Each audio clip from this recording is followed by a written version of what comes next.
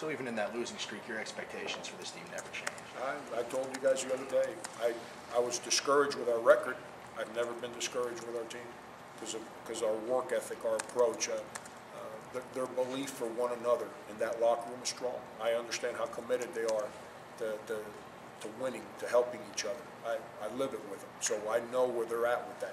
If that was an issue, then I would have been worried about our team, but I never got discouraged, never got worried about our team for the reason that I understand the commitment that they have for one another.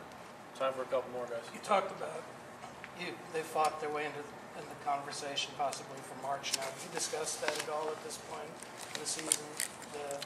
I don't talk to them about March, other than just telling them, you've worked so hard to now put yourself in a situation. I told them today after what I said in the locker room after the game, I said, you know, the 6 teams we just beat, they didn't line up and say, those guys at K-State are nice guys. Just let them win a game, poor guys. They didn't do that. You know, our kids had to earn those wins. And in life, a lot of times, you don't get a second chance. It's no different in basketball. Well, we've earned the ability to be back in the conversation. We need to make sure that we stay the course. You know, we don't get wrapped up in any distractions or things. I reminded the team just yesterday at practice.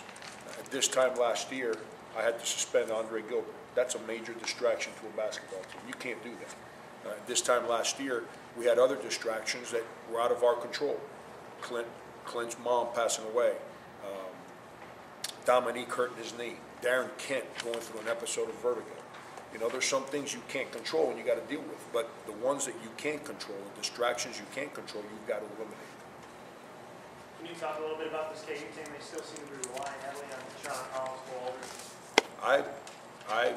I'm of the opinion Sharon's the best guard in the league, and he's something about when he sees our color now. It's like a bull watching, looking at red now. He just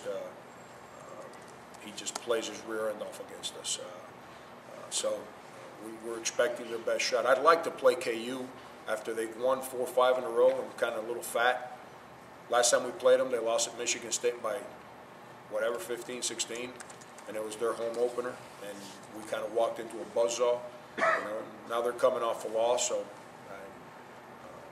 I've got so much respect for what Bill does and how hard his teams always play that we're going to get their best shot. We're going to line up and deal with a team that's kind of wounded right now, and we have to make sure that we kind of match that, and we understand that, and we got to go out and do it.